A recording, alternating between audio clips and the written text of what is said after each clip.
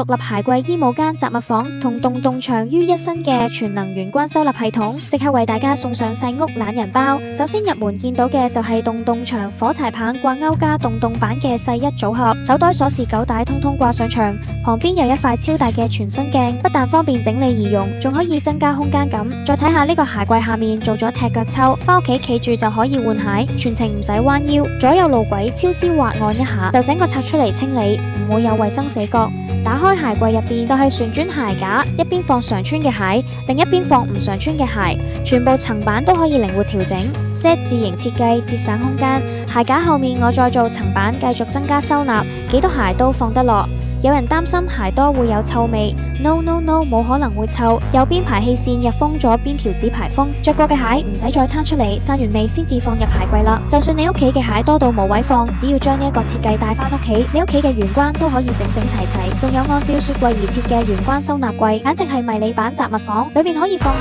紙巾、日用品、帽架、手袋櫃，各式各樣嘅小飾品。櫃桶入門嘅外套放呢度，出門前燙衫都可以輕鬆搞掂，仲可以1秒摺疊收起。下面係活動層板，擺放各種大件物品不受限制，從櫃內騰出10厘米，櫃門都可以加個置物架。呢種平面收納將零零碎碎又常用嘅物品集中儲存，一目了然。最下邊仲放咗個墊腳箱，又可以儲物，又可以踩住攞高處嘅嘢。每個櫃睇起嚟小巧，但個個身懷絕技，收納功能強大又實用，真正完美解決咗出門前同翻屋企之後嘅各種需求。